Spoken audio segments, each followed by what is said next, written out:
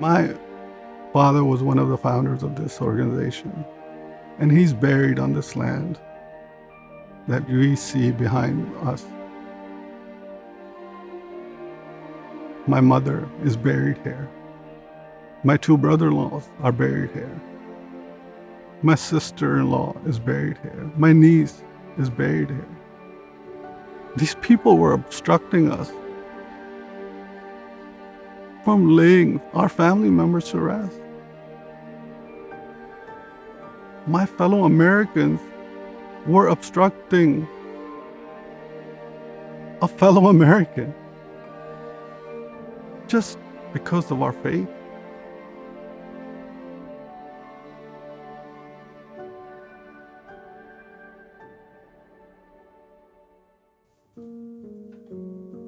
AMAA is a nonprofit organization. Our vision and mission is to provide a low-cost burial to the Muslim community in the DC, Maryland, and Virginia area. The original cemetery project got the final approval from the Stafford County in 1996. We had, on average, 2 to 3 burials a month. To today's time, we're averaging 23 to 27 burials a month.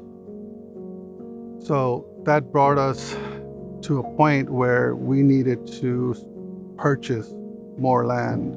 We acquired the property in 2015. We had already done all the homework before we purchased the land, that we made sure with the county and everywhere that this is the land we're purchasing. If it is clear for the cemetery, everybody agreed that, it is good to go. We had a loan on the property. There was actually a contingency that we couldn't develop anything until the loan was paid off. We were able to pay it off in 2 years. Our local council brought to our attention that there was some sort of an ordinance that was passed that pretty much made our acquisition of the 45 acres useless. One of our directors, he reached out to DOJ and the DOJ came in. We also contacted Muslim advocates. Muslim advocates reached out to a number of firms, and Milbank said that they would assist. When they first brought the case to us, they described it as a pretty clear violation of what's called RLUIPA, the Religious Land Use and Institutionalized Persons Act. We immediately started digging in because the case had a look and a feel and a sense that there was a religious discrimination going on. There was no clear evidence of it, but all of the atmospherics indicated to us that there was religious discrimination.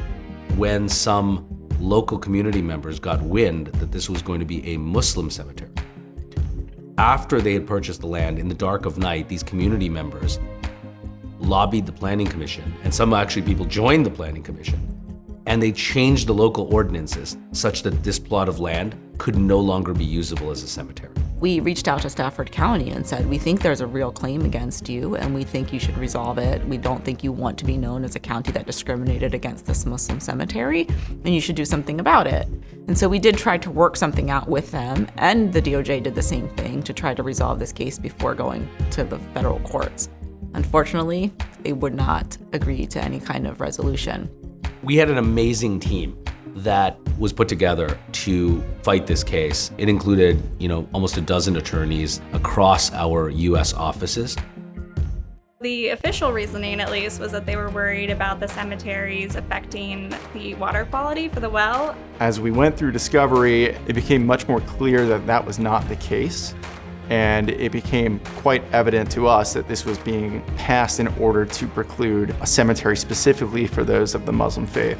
What was difficult about this case is we didn't have any overt prima facie evidence showing discriminatory intent, but we all knew the writing on the wall and the circumstantial evidence was such that it was clear it was motivated because someone or multiple people were, flagrantly anti-Muslim.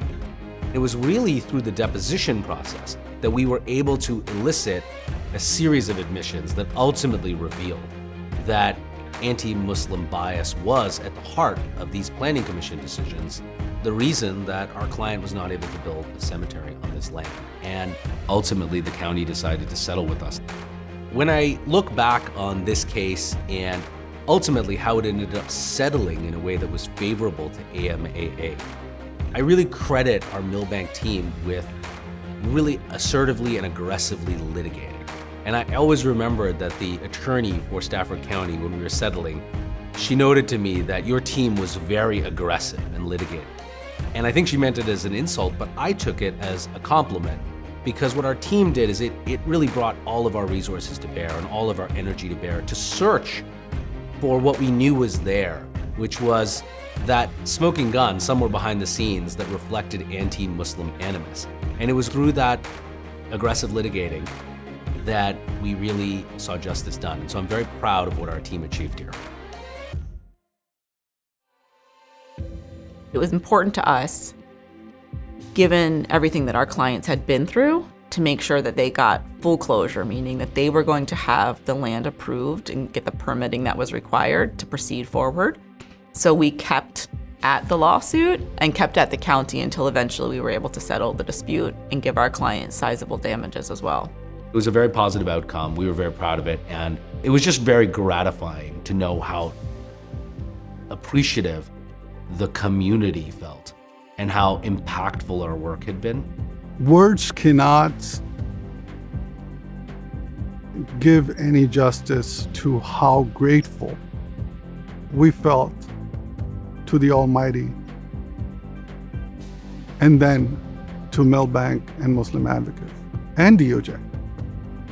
And once it was resolved, there was a big, you can say, celebration going on around here. But everybody happy, thankful to everybody who really helped us, and that's really a big success for us in this area. One of the benefits to me from working on this case was the team that we had. Everyone was really personally invested in seeing this over the finish line. As a brand new attorney, being staffed on a pro bono case such as this one is such a great opportunity, because not only do we get to, connect with the other attorneys in other offices, but it was my first real assignment. It was my first time being on a big team and being on weekly calls where we're constantly connecting and collaborating. The firm never told us, no, don't spend hundreds of hours working on this case. They recognized that this case was important and that it was important for us to spend our time on it. I think that just speaks to how much Milbank values pro bono work. I learned a ton on this case, and I got to make, obviously a really important impact on a nonprofit organization. This is really a reflection of the values that we hold as a firm. When we learned about the settlement, when we learned that the case was over, that was quite the momentous feeling. This was a client that genuinely deserved justice.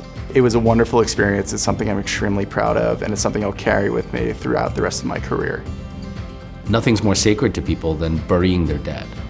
And to be discriminated against when you're trying to bury your loved ones at a very tragic time in people's lives, it's sort of discrimination that impacts people in the worst kind of way, at the worst moment in their lives. And the fact that we were able to do some good, take a stand, fight really hard, was really, really important to us.